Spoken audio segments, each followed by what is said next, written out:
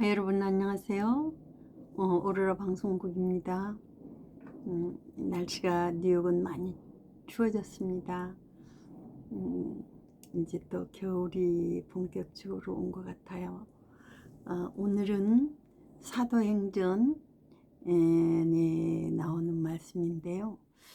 우리가 신앙생활하면서 가장 많이 구하는 것 중에 하나가 성령을 받는다는 문제, 그 주제가 가장 큰 신앙의 어떤 주제라고도 볼 수 있죠. 사람들이 처음에는 그냥 교회를 나가서 말씀을 듣지만 성령을 받기 위해서, 확실한 신앙을 갖기 위해서 성령을 받으려고 많이 애를 쓰는 것을 보게 되었습니다. 저도 성령을 받는다는 것이 무엇인가, 또는 하나님의 아들이 되었다는 그 경계선이, 그 특징이 어떤 것인가, 그걸로 많이 고민하고 찾고 있었던 때가 있었습니다. 목사님들을 만나면 상담을 요청해서 하나님이 아들이 되었다는 증거를 무엇으로 알 수 있습니까? 라고 질문한 적도 있고, 참 그 부분에 대해서 방황을 많이 했는데, 또 성령을 받기 위해서 방언을 한다거나 뭐를 한다거나 어떤 표적을 구할 때가 참 많았습니다. 그런데 성경에는 성령을 이렇게 해야지 받는다는 말씀이 정확하게 나옵니다. 한번 제가 읽어보겠습니다.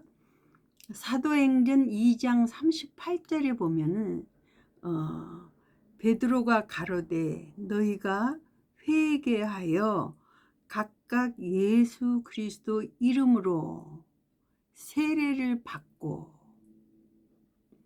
죄 사함을 얻으라. 그리하면 성령을 받으리니, 이렇게 되어 있습니다.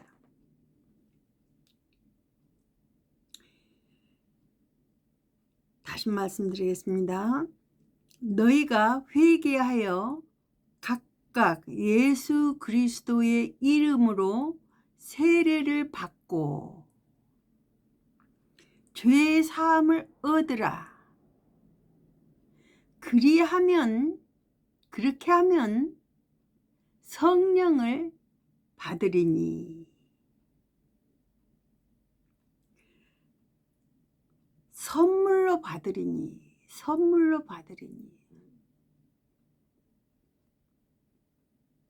여러분들, 너무나 이건 참 그 순서가 간단하면서도 너무나 확실한 말씀입니다.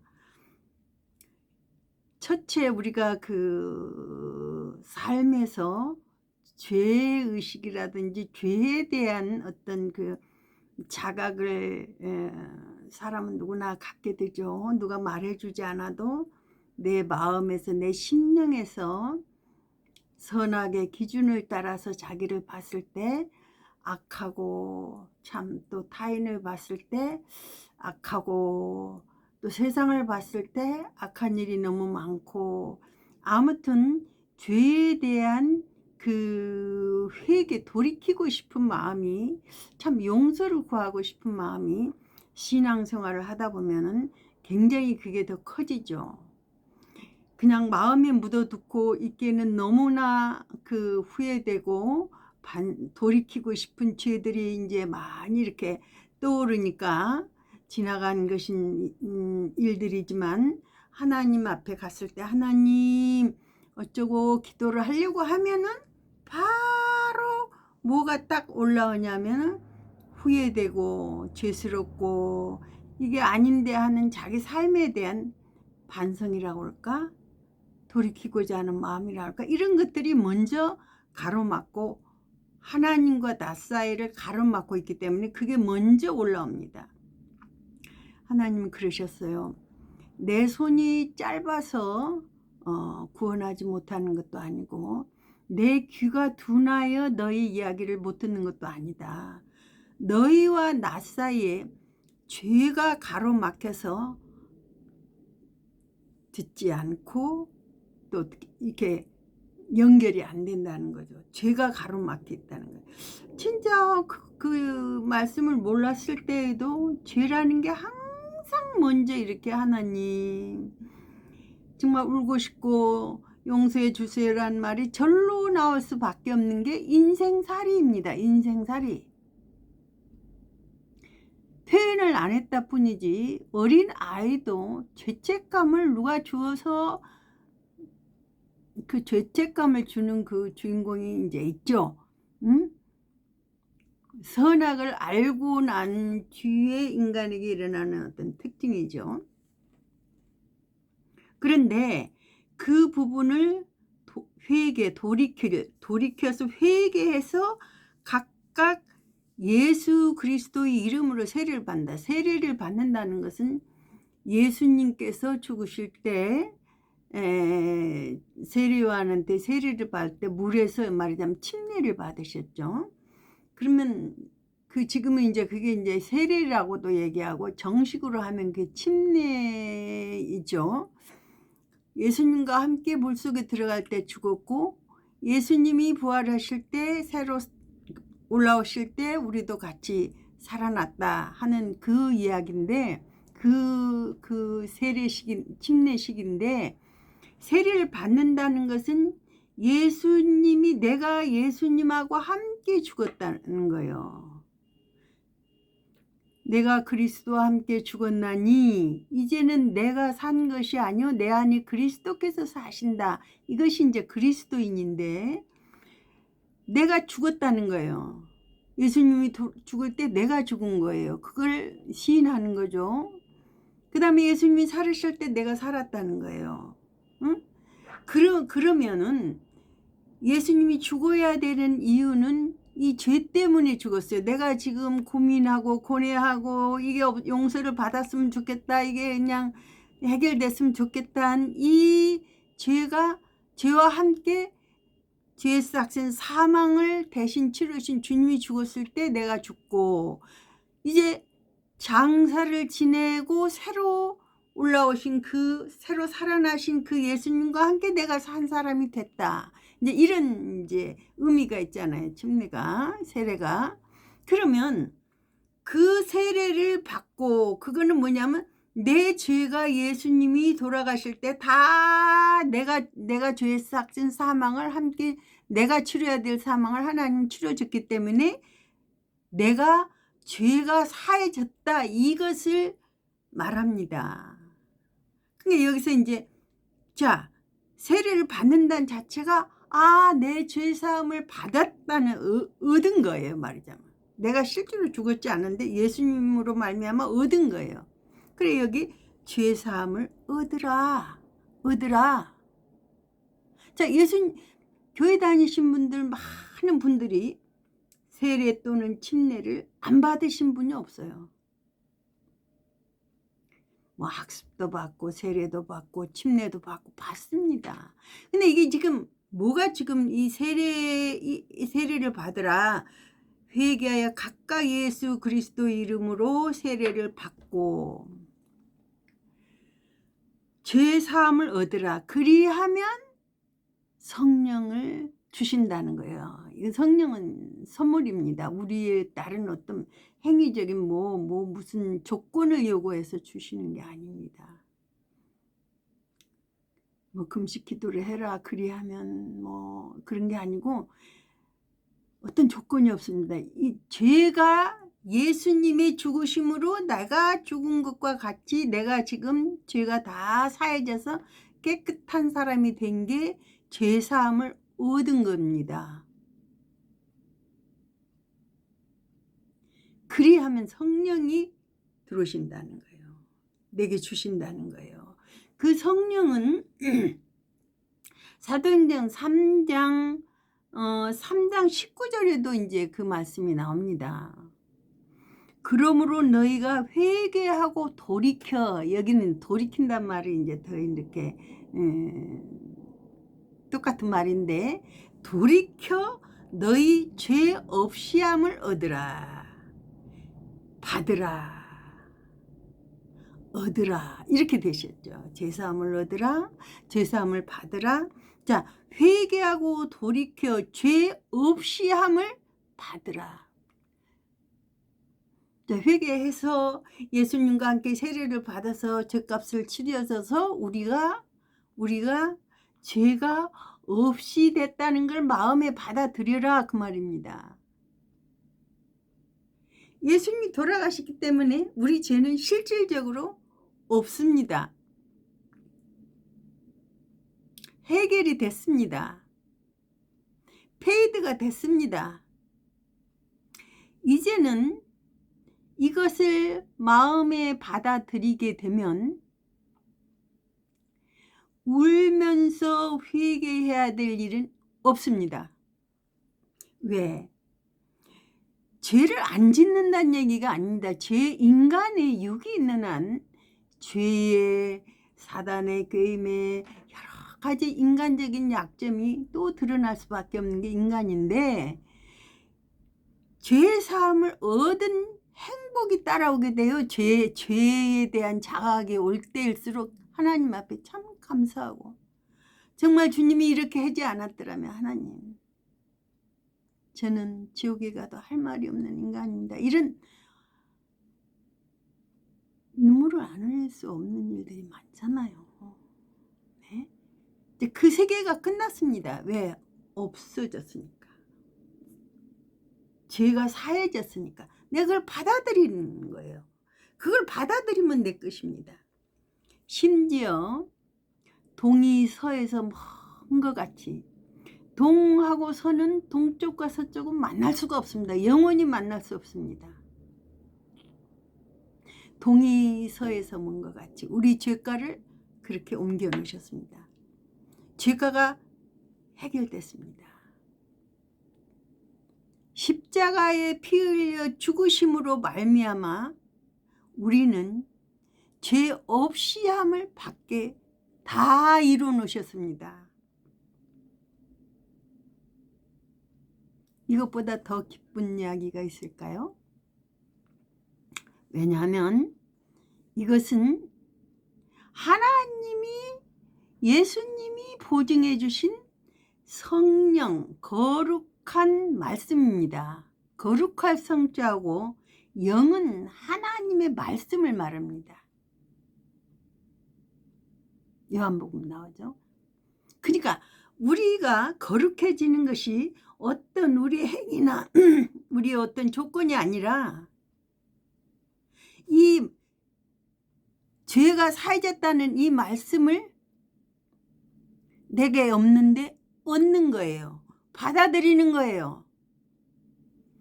이것이, 이 말씀 자체가 거룩하게 됐다는 말씀 자체가 성령입니다.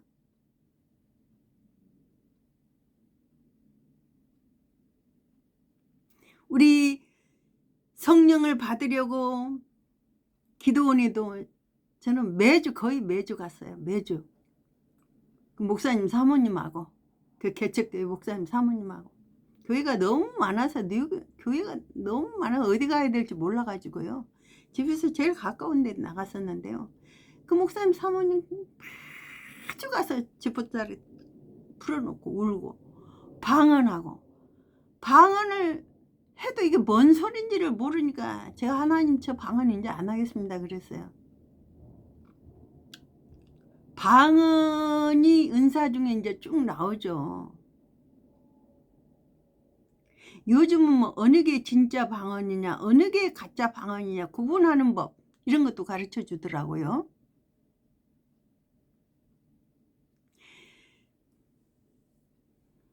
일단 성령이 무엇이냐?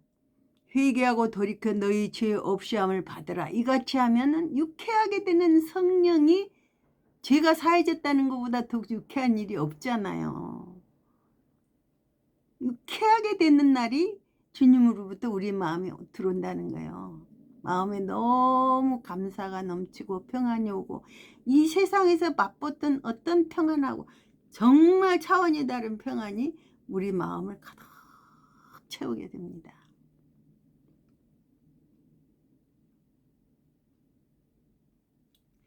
정말 오늘은 다른 것보다도 말씀이 곧 하나님이시라고 그러셨잖아요. 그러니까 이제 하나님의 말씀을 받는 것보다 더 큰 일이 없어요. 더 큰 선물이 없어요.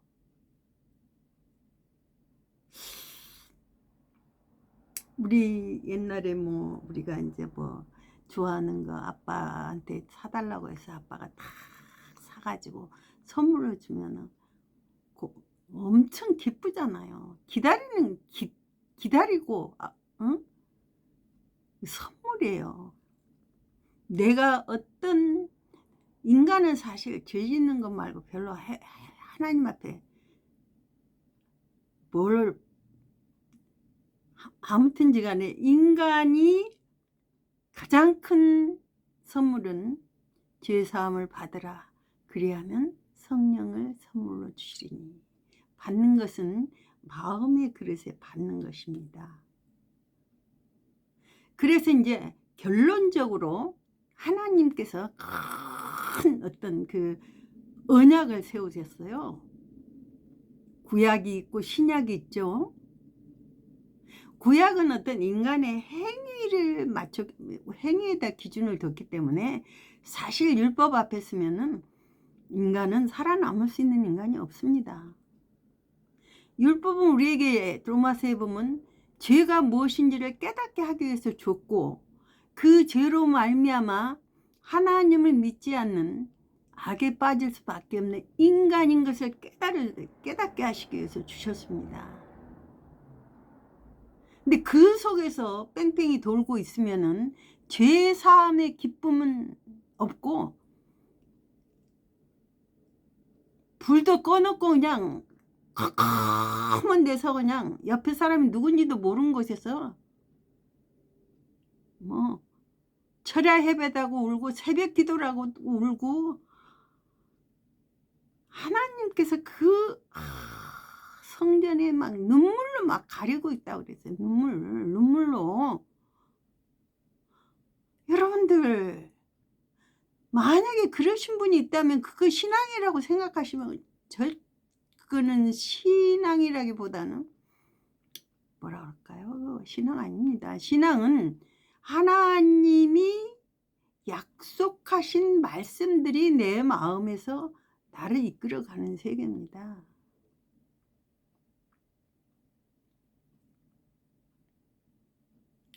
그래서 이제 누구든지 간단해야지 우리가 마음에 이렇게 새기기도 좋고 기억하기도 좋고 그렇잖아요. 그래서 히브리서에 보면은 새 언약, 구약 말고 새 언약을 우리에게 주셨습니다. 약속을 주셨습니다. 그게 이제 히브리서 10장 12절 보면은 오직 그리스도는 죄를 위하여 한 영원한 제사를 드리시고, 저가 한 제물로, 당신의 몸이 제물이 된 그 제물로, 저가 한 제물로 거룩하게 된 자들을 영원히 온전케 하셨다는 거예요. 우리가 죄 사함을 받았기 때문에 우리는 깨끗하고 죄가 없어지니까 거룩해졌잖아요. 거룩해 된 자들이라는 거예요, 우리를. 사실 성도라는 말이 거룩할 성자 무리도자입니다. 거룩해진 무리들이 크리스찬이죠. 죄가 있는 사람은 죄인이에요. 죄가 있는 사람들이 많이 모여서 우는 것은 그는 성도가 아니에요. 죄인을 찾아오셔서 한 제물이 돼서 우리를 거룩하게 해놓으셨다는 거예요, 예수님이. 오직 그리스도는 죄를 위하여 한 영원한 제사를 드리시고, 제사는 죄를 없애기 위해서 한 생명체가 내 대신 죄값을 죄의 삭은 사망을 치르는 게 제사 아닙니까?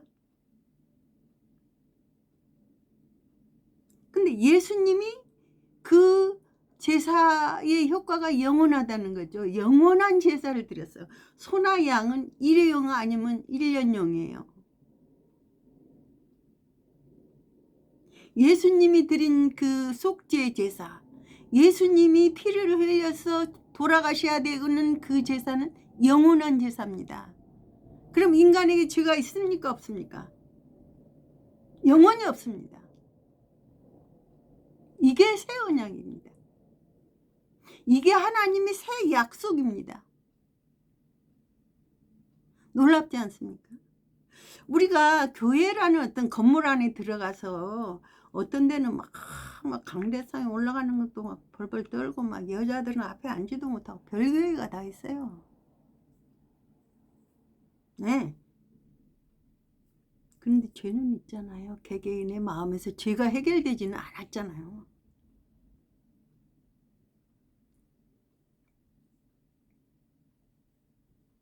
여러분들, 우리가 지금 잠깐 있는 세상에서 하나님이 세우신 약속을 내가 마음에 가지고 있다는 것보다 더 중요한 게 어디 있을까요?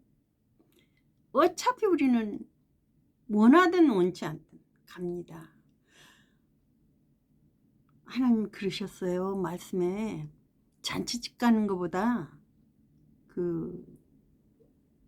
초상집에 가는 게 낫다. 왜 그럴까요?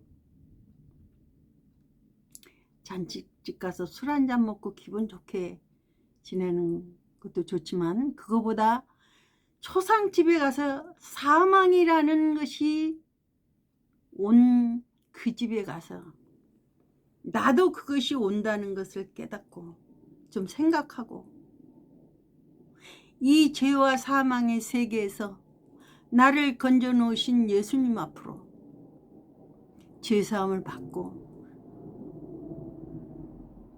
그런 좀 깊은 생각을 하게 되죠. 아무래도 정말 엊그제는 22년 같이 이웃으로 지낸 정말 제 나이하고 같은 분이 돌아가셨어요.